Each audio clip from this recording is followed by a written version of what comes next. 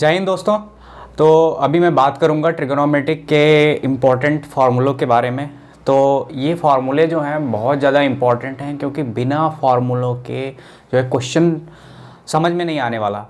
जब भी हम क्या है ट्रिग्नोमेट्री करते हैं उसमें क्वेश्चंस करते हैं तो हर एक स्टेप में हमें कोई ना कोई फार्मूला देखने को मिलता है। तो इसलिए सारे फार्मूलों के बारे में मैं यहाँ पे बात करने वाला हूँ ताकि ट्रिग्नोमेट्री जो है आप लोगों के लिए आसान हो जाए और आपको समझ में आ जाए कि कहाँ पे कौन से स्टेप में हमें कौन सा फार्मूला लगाना है। तो उससे पहले हमें क्या है फार्मूले के बारे में बेसिक जानकारी समझनी पड़ेगी और फार्मूले कैसे बनते हैं वो सब समझना पड़ेगा। तो आज यही सब मैं यहाँ इस वीडियो में बताने वाला हूँ। तो देखते हैं सबसे पहले क्या होता है कि ट्रिग्नोमेट्री का मतलब ही होता है कि एक ट्रायंगल से जो भी एक ट्रायंगल से इंफॉर्मेशन निकलती है सारी की सारी यहीं से होती है। ठीक, जैसे मान लीजिए क्या है कि एक हमारे पास एक राइट एंगल ट्रायंगल है। ठीक है, ट्रिग्नोमेट्री में हमेशा जो अप्लीकेबल होता है वो एक राइट एंगल ट्रायंगल पे ही अप्लीकेबल होता है। यहाँ पे जो एक हमने ABC राइट एंगल ट्रायंगल लिया हुआ है, ठीक है, यहाँ पे इसको मैंने थीटा माना हुआ है। ठीक, ये थीटा एंगल माना हुआ है। तो हमेशा ध्यान रखिए जो एंगल हम लेंगे उसके सामने वाली जो साइड होगी उसको हम परपेंडिकुलर बोलेंगे। ठीक है, जैसे यहाँ पे हमने एंगल ये लिया हुआ है तो इसके सामने वाली साइड कौन सी होगी, ये AB, तो ये परपेंडिकुलर होगी। अगर मैंने ये वाला एंगल लिया हुआ है तो इसके सामने वाली साइड ये हो जाएगी तो उस केस में ये वाली परपेंडिकुलर हो जाएगा। ठीक है, यानी एंगल के सामने वाली side always considered as the perpendicular. ठीक, दूसरी ये लॉन्गेस्ट साइड जो होती है वो हाइपोटेन्यूस तो होती है और जो बची हुई है दैट इज बेस, यानी यहाँ पे BC जो है वो बेस हो जाएगा, AB जो है परपेंडिकुलर हो जाएगा और AC जो है वो हाइपोटेन्यूस हो जाएगी if angle C is taken as theta, अगर हम एंगल C को थीटा मान लें। ठीक है, अब यहाँ पे एक हमारे पास ये sine cos tan cot sec cosec ये हमारे 6 ट्रिग्नोमेट्रिक रेशियोज हैं जिनके बारे में यहाँ पे हम जानने वाले हैं। ठीक है, तो उसके लिए एक शॉर्टकट होता है ये इसको अगर याद करने का एक बेहतरीन तरीका समझे तो इसको याद करने का बेहतरीन तरीका है पंडित बद्री प्रसाद हर हर बोले। ठीक है, तो इसको याद रखिए आप लोग, पंडित बद्री प्रसाद हर हर बोले, ऐसे लिख लीजिए। ठीक है, तो उससे क्या है फार्मूले ये आपको रटने नहीं पड़ेंगे, याद नहीं, कन्फ्यूजन कोई नहीं होगा। ठीक है, अब कैसे, सबसे पहले हम साइन, सबसे पहले साइन फिर कॉस फिर टैन। यहाँ पे हमारा साइन हो जाएगा, यहाँ पे हमारा कॉस हो जाएगा और यहाँ पे हमारा टैन हो जाएगा। ठीक है, इस तरीके से। तो देखिए यहाँ पे साइन अगर देखें तो साइन का मतलब हो गया परपेंडिकुलर अपॉन हाइपोटेन्यूस, वही हमने लिखा हुआ है साइन का मतलब साइन थीटा मतलब परपेंडिकुलर अपॉन हाइपोटेन्यूस। अब इसमें देखिए परपेंडिकुलर क्या है हमारा AB है और हाइपोटेन्यूस क्या है AC है, यानी साइन थीटा की वैल्यू क्या हो जाएगी AB अपॉन AC। ठीक है, ऐसे अब कॉस थीटा क्या है बेस अपॉन हाइपोटेन्यूस, ये देखिए इधर बन जाएगा। तो बेस क्या है हमारा BC और हाइपोटेन्यूस क्या है हमारा AC, तो ये BC अपॉन AC बन गया। ठीक है, ऐसे हमारा टेन थीटा क्या है परपेंडिकुलर अपॉन बेस, तो टेन थीटा इक्वल टू हमने क्या लिख दिया परपेंडिकुलर अपॉन बेस यानी AB अपॉन BC। ठीक, अब उल्टा इधर से घूम जाइए, ये क्या हो जाएगा हमारा कॉट हो जाएगा, ये हमारा सेक हो जाएगा और ये हमारा कॉसेक हो जाएगा। ठीक है, अब कॉट में क्या करेंगे जस्ट उल्टा बेस अपॉन परपेंडिकुलर। ठीक है, ये कॉट के लिए हो जाएगा बेस अपॉन परपेंडिकुलर। सेक के लिए हमारा हाइपोटेन्यूस अपॉन बेस हो जाएगा। ठीक, और कॉसेक के लिए हमारा hypotenuse upon perpendicular, this is your cosec theta यानी हाइपोटेन्यूस अपॉन परपेंडिकुलर। ठीक, तो ये तो हम हो गए हमारे फॉर्मूलेज, बेसिक फॉर्मूले sine cos tan cot sec cosec के। ठीक है, अब कुछ और फॉर्मूले, अब देखिए यहाँ से देख सकते हैं हम जो साइन है और कॉसेक है वो एक दूसरे के क्या है रेसिप्रोकल हो रहा है, यानी साइन की वैल्यू है परपेंडिकुलर अपॉन हाइपोटेन्यूस और कॉसेक की वैल्यू है हाइपोटेन्यूस अपॉन परपेंडिकुलर, एक दूसरे के क्या है रेसिप्रोकल है। इसीलिए हमने एक और फॉर्मूला यहाँ पे फॉर्म कर दिया कि साइन थीटा इक्वल टू होता है 1 अपॉन कॉसेक थीटा। ठीक है, ऐसे हम कॉसेक थीटा को भी लिख सकते हैं, इसको इधर भेज दीजिए तो क्या हो जाएगा cosec theta equal to 1 upon sine theta, एक दूसरे के रेसिप्रोकल होंगे। सेम ऐसे यहाँ पे देखिए कॉस थीटा क्या होता है बेस अपॉन हाइपोटेन्यूस और सेक थीटा होता है हाइपोटेन्यूस अपॉन बेस, तो एक दूसरे के ये रेसिप्रोकल हो गए, तो इसीलिए यहाँ पे हमने लिख दिया cos theta equal to 1 upon sec theta. ठीक है, और ऐसे ये वाइस वर्सा इधर इधर हो जाएगा। ठीक, now tan theta equal to होता है परपेंडिकुलर अपॉन बेस और कॉट थीटा होता है बेस अपॉन परपेंडिकुलर, तो ये दोनों एक दूसरे के क्या हो जाएंगे रेसिप्रोकल हो जाएंगे। यानी हमें सीक्वेंस याद रखना है, साइन कॉसेक का रिलेशन होता है रेसिप्रोकल में, कॉस और सेक का रिलेशन होता है रेसिप्रोकल में, एंड देन टेन और कॉट का होता है रिलेशन रेसिप्रोकल के केस में। अब देखिए जो टेन थीटा होता है वो टेन थीटा होता है हमारा साइन थीटा और कॉस थीटा का रेशियो। ठीक है, यानी sine theta upon cos theta जो है वो क्या बनाता है टेन थीटा को बनाता है, ठीक है।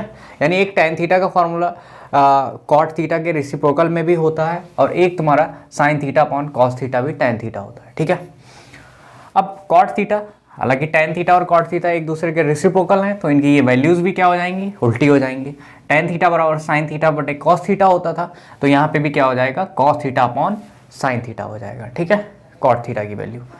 अब ना कुछ ये ट्रियो है, ये एक रिलेशन है, ऑल 6 ट्रिग्नोमेट्रिक रेशियोज के बीच में एक रिलेशन है। तो साइन और कॉस का रिलेशन होता है, यानी क्या, sine square theta plus cos square theta equal to 1 होता है, ठीक। तो ये साइन और कॉस का रिलेशन हो गया। देन टेन और सेक का रिलेशन होता है। टेन और सेक का रिलेशन कैसे होता है, tan square theta equal to 1 plus sec square theta. So this is your relation between tan and sec, ठीक है। और कॉट और कॉसेक के बीच में रिलेशन होता है, कैसे, cot square theta equal to 1 plus cosec square theta. So this is your relation between the various trigonometric ratios. तो इससे क्या है कि हम एक ट्रिग्नोमेट्रिक रेशियो से दूसरे ट्रिग्नोमेट्रिक रेशियो में क्या है, इस आइडेंटिटी का यूज़ करके स्विच कर सकते हैं ताकि हम क्वेश्चंस को आसानी से प्रूव कर पाएँ, ठीक है। तो जो भी हमारे प्रूविंग वाले क्वेश्चंस होते हैं उनमें ये आइडेंटिटीज़ बहुत ज़्यादा हेल्पफुल रहती हैं। नेक्स्ट आता है हमारा, अब देखिए यहाँ पे क्या था, साइन और कॉस का रिलेशन था, टैन और सेक का रिलेशन था और कॉट और कॉसेक का रिलेशन, ठीक। अब यहाँ पे थोड़ा सा चेंज हो जाएगा इन दोनों में। अब टैन और कॉट का रिलेशन बन जाएगा और सेक और कॉसेक का रिलेशन बन जाएगा, ठीक।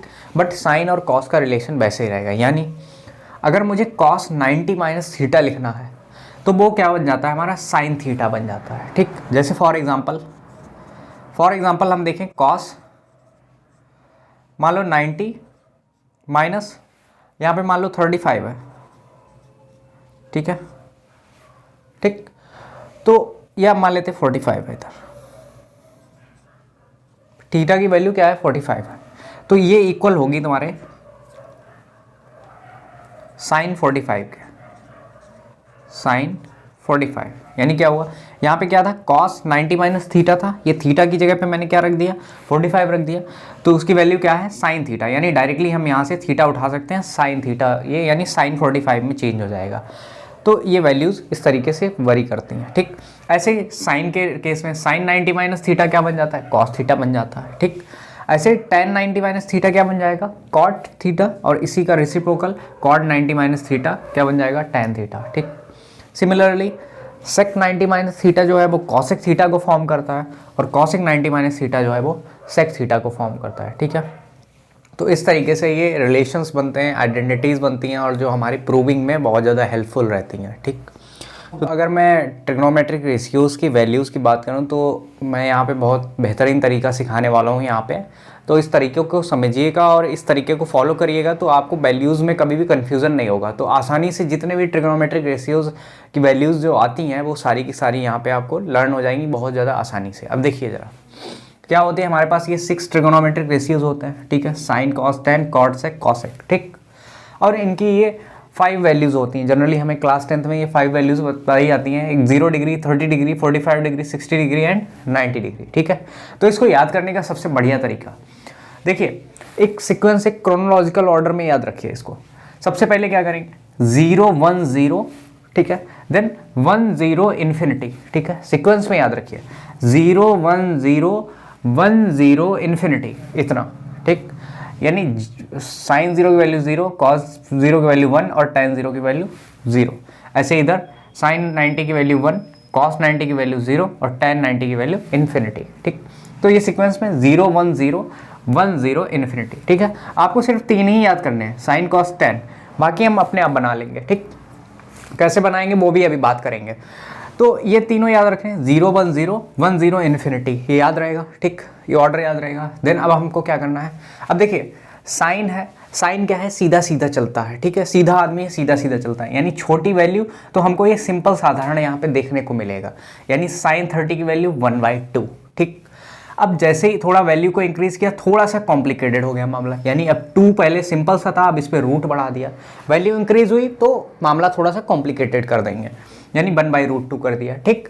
अब 60 थोड़ा और मामला बढ़ गया, थोड़ा और वैल्यू बढ़ गई तो यहाँ पे थोड़ा सा और कॉम्प्लिकेटेड बना दिया, अब इसको क्या बना दिया, √3/2 बना दिया, ठीक। यानी जितनी छोटी वैल्यू उतना सिंपल चलता है और जितनी वैल्यू बढ़ाते जाते हैं उतना कॉम्प्लिकेशंस बढ़ते जाते हैं, ठीक। मतलब देखने में जो कॉम्प्लिकेशन यानी वैल्यू का कॉम्प्लिकेशन, ये समझिए आप कि यानी 30 की वैल्यू 1/2 सिंपल, देन वैल्यू बढ़ाएंगे तो √2 यानी sin 45 की वैल्यू 1/√2, sin 60 की वैल्यू √3/2। ठीक, अब कॉस जो है वो हमारा उल्टा चलता है। उल्टा मतलब जितनी छोटी वैल्यूज उतना देखने में थोड़ा कॉम्प्लिकेटेड, और वैल्यू बढ़ेंगी तो सिंपल होता जाएगा, यानी इसका उल्टा। अब देखिए जो sin 60 की थी वही cos 30 की हो गई, 45 की दोनों में सेम होगी, और जो यहाँ पे sin 30 की थी वो यहाँ पे cos 30 की हो गई। ठीक, तो इस तरीके से रिलेट करके याद करिए, एक की वैल्यू याद कर लीजिए, बाकी सबकी रिलेट कर दीजिए एक दूसरे से। ठीक, अब तो इसकी हो गई। अब tan की कैसे याद करेंगे, cos और sin और cos की याद हो गई। अब tan क्या होता है, sin अपॉन cos होता है, दोनों को डिवाइड कर दो, 1/2 और √3/2 को डिवाइड करेंगे, 2 कैंसिल, बचेगा क्या, 1/√3 सिंपल। यहाँ पे 1/√2, यहाँ पे भी 1/√2, दोनों डिवाइड करेंगे तो 1, यहाँ पे √3/2, यहाँ पे 1/2, 2 कैंसिल हो जाएगा नीचे का, तो √3 वैल्यू बचेगी। ठीक, और 1/0 करेंगे तो कभी भी अपॉन में 0 हो तो उसकी वैल्यू क्या हो जाती है, इन्फिनिटी हो जाती है। ठीक है, तो इस तरीके से ये वैल्यूज आ जाएंगी। ठीक, अब क्या है, कॉट क्या होता है, tan का रेसिप्रोकल होता है। तो यहाँ पे जो वैल्यूज हैं सबको उल्टा कर दो, 0 का उल्टा करेंगे तो क्या होता है, इन्फिनिटी। कैसे, 0 का उल्टा यानी 1/0, और 1/0 क्या बन जाता है, इन्फिनिटी बन जाता है। ठीक, और अगर इन्फिनिटी को हम उल्टा करेंगे तो क्या बन जाता है, 1/∞ जो है वो हमारा 0 हो जाता है। ठीक, तो 0 का उल्टा इन्फिनिटी, 1/√3 का उल्टा √3, 1 का उल्टा 1 ही रहता है, √3 का उल्टा 1/√3, और इन्फिनिटी का उल्टा 0 अभी यहाँ पे होता है। ठीक, ऐसे सेक जो है वो कॉस का उल्टा होता है। अब कॉस के सारी वैल्यूज़ को उल्टा कर दो, 1 का उल्टा 1, √3/2 का उल्टा 2/√3, 1/√2 का उल्टा √2, 1/2 का उल्टा 2, और 0 का उल्टा अभी देखो बात करी इन्फिनिटी। ठीक, ऐसे कॉसेक जो है वो साइन का उल्टा होता है। तो यहाँ पे 0 का उल्टा इन्फिनिटी लिख दिया, 1/2 का उल्टा 2, 1/√2 का उल्टा √2, √3/2 का उल्टा 2/√3, और 1 का उल्टा 1। ठीक, तो ये क्या हो गए हमारी, इस तरीके से वैल्यूज़ आएंगी, और इनको इस तरीके से ही याद रखना है। इससे क्या होगा, आपको कभी भी कन्फ्यूज़न नहीं होगा वैल्यूज़ में। कभी भी आप क्वेश्चन करेंगे एक्यूरेट वैल्यू रखेंगे, और ये याद भी रहेंगे हमेशा आपको। तो इस ऑर्डर में आपने याद रखना है। ठीक है, तो आई होप ये वीडियो आपको हेल्पफुल लगा होगा। मिलते हैं नेक्स्ट वीडियो में। जय हिंद।